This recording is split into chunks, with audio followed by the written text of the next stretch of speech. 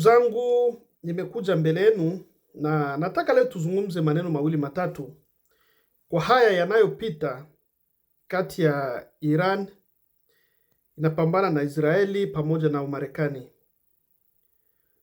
Wandugu zangu, vita huwa vinajulikana siku ya kwanza, lakini siku ya vyenyewe kumalizika huwa haijulikani. Na unapopanga vita kwamba nataka nishambulie mtu fulani, nataka nishambulie nchi fulani, waweza kujiandaa vizuri kabisa, na yule mtu unayeenda kushambulia na yeye atajiandaa. Lakini hiyo siku ya kwanza kila mtu atataka aanze ili aweze kumshinda mwingine, lakini mwisho wake huwa hakuna mtu huwa anaujua. Nafikiria wote mmefuata haya ambayo yametokea kati ya Israeli, Iran na Umarekani. Israeli na Umarekani walifikiria labda watashambulia Iran kama jinsi walishambulia Venezuela, wakamshika Maduro wakampeleka, kama jinsi walisambaratisha Iraq mwaka 2003 wakamalizana na Saddam Hussein, kama jinsi walishambulia Libya wakaisambaratisha kabisa na wakamshika Muammar Gaddafi wakamalizia.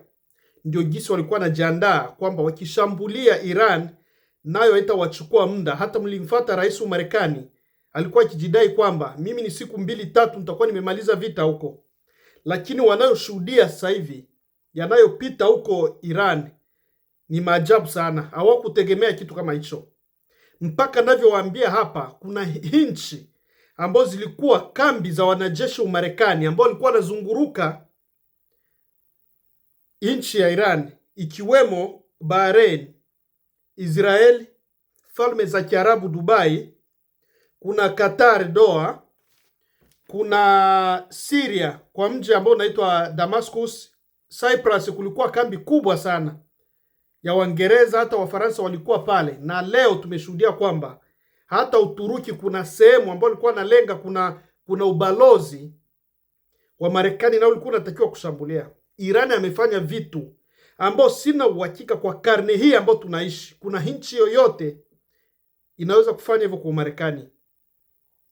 Media zao zote ambazo zimeshikiliwa na Waisraeli hawataki kuonyesha yale aibu wanazozipata.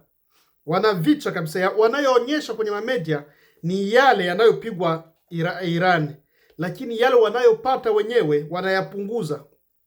Nataka niwaambie kwamba ndugu zangu, kwa hii vita tunavyoshuhudia kati ya Iran, Israeli na Marekani, kuna wanajeshi wengi wa Marekani wamekufa kwa sababu walikuwa kwa kambi zao huko Saudi Arabia, kambi zao zilikuwa huko Doha, Bahrain, na hata sehemu zao zingine za balozi zao. Kulikuwa wanajeshi wengi wa Marekani walikuwa huko, walipigwa na wengi waliuawa, lakini hawawezi kutangaza kwa sababu ni aibu kwa nchi kubwa kama Marekani ijulikane kwamba wanajeshi wake wamekufa kiasi hicho. Hakuna nchi mbaya mpaka sasa hivi ukitoa China na Urusi, hakuna nchi kubwa kama Iran sasa hivi, na Iran ina nguvu nyingi sana, lakini watu walikuwa wanaidharau, wanaona Iran kama ni nchi ya ovyo ovyo tu. Haya wa Marekani na Israeli wanayoshuhudia kwa sasa yatabaki historia na wataweza Iran. Media zao zote wanaweza kutangaza kwamba Iran imemalizika, lakini nawaambia kwamba ndugu zangu, mnavyofuata habari zao hizo zisikie, na baadaye na wewe uweze kuzichunguza, utaona ukweli uko sehemu gani. Rais wa Marekani alikuwa anasema siku 2-3 tutakuwa tumemaliza, tutabadilisha serikali ya Iran, lakini imeshindikana mpaka sasa hivi. Imeshindikana na hitowezekana, na hakuna kundi yoyote ile ambayo Marekani inaweza ikasapoti ambayo inaweza ikasumbua Iran. Na hii itabaki funzo kwa nchi zingine. Dunia imebadilika ndugu zangu. Dunia ambayo tunaishi sasa hivi imebadilika. Tulikuwa tukifikiria kwamba Umarekani yaweza kuamua kila kitu kwa muda wote ule anayopenda, lakini tunayoshuhudia yanatuambia kwamba ukitaka kupata heshima kwako, jiandae. Jiandae vizuri na hakuna mtu yoyote atakuchokoza. Haya yote tunayoshuhudia katika nchi za Afrika, Ufaransa inakuja inaamua vya kwake, utakuta nchi zingine zinaamua vya kwake, ni kwa sababu Afrika hatuna nguvu. Lakini kama Afrika kungekuwa nchi 2-3 ambazo zina nguvu, zimekaa vizuri, hata hawa wazungu ambao wanajidai kwamba wana nguvu wasingeliweza kabisa.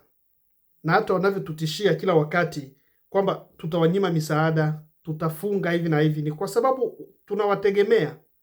Na muda ndio huu wa ndugu zangu, kila nchi ijue kwamba hakuna nchi yoyote ile ambayo imejipanga yaweza kusumbuliwa na nyingine hapa duniani. Ni kupanga na raia yako, panga mambo yako vizuri tu. Haya Irani inayofanya, wa Marekani na Israeli wanakaa chini, wanasema iwezekani. Mwaka jana mwezi wa 6 walishambulia zile vita vya siku 12. Wakafikiria labda watatikisa Iran, lakini Iran iliona, wakasema nimeshambuliwa, ndio nimepokea, lakini hii ni funzo. Na nawaambia baada ya hivi vita hivi, Iran itaendelea kujipanga tena zaidi, kwa sababu miaka yote hii wanajua kwamba Marekani ndio adui wake mkubwa na Israeli. Bila kujipanga wanaweza wakawa kama jinsi Gaza imesambaratishwa. Msitegemee kwamba Marekani inaweza kuleta amani kwa nchi yoyote ile. Kama Afghanistan hawakuleta amani, hakuna mahali wataleta amani tena. Kama walishindwa na Iran kuleta amani, Iraq, hakuna sehemu wataleta amani. Umarekani hakuna sehemu inaendaga. Libya sasa hivi kuna serikali 2 huko. Walisema Muammar Gaddafi ndio mbaya, wakamuua, lakini sasa hivi Libya amani inashindikana. Kuna serikali 2 sasa hivi Libya. Kwa zile nchi ambazo zina amani kidogo, iwe Afrika, serikali ziweze kukaa chini na raia waweze kukaa chini ili watembelee njia moja. Vita waweza kujua siku vitaanza, lakini siku ambayo vitamalizika huwa haijulikani, na wanaoathirika kwa vyote hivyo ni raia. Kwa hiyo ndugu yangu, vita vinavyopita kati ya Israeli na mshirika wake Marekani dhidi ya Iran, hacha iwe funzo kwa kila mmoja, na hapo ndio tutajua jinsi dunia inavyoendelea. Wakifunga mfereji ule ambao unapitisha karibia 20% za mafuta pale, sisi ambao tuko hapa Ulaya tutahangaika, na Afrika kwetu ambao tunategemea mafuta kutoka huku wataathirika zaidi sana. Na hayo yote iwe funzo kwa kila mmoja wetu. Nimewaambia kwamba watu wakiwa pamoja huwa wana nguvu zaidi. Tujifunze kutoka kwa Iran, na hakuna nchi ambayo itaonewa tena katika dunia hii, na mali zote tulizo nazo Afrika tutazilinda vizuri. Weka comment yako hapo na uweze kugawa na watu wengine. Asante sana.